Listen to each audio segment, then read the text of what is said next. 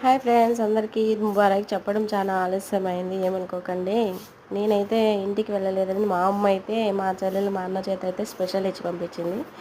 ఏమేమి ఇచ్చి పంపించిందో చూపిస్తాను రండి. చపాతి, బూందీ,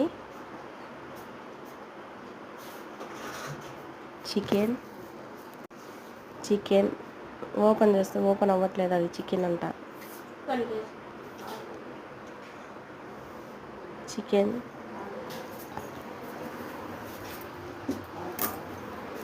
ఈ బాక్సుల్లో ఏముందో నాకు కూడా తెలియదు, నేను మీకు చూపిస్తున్నాను.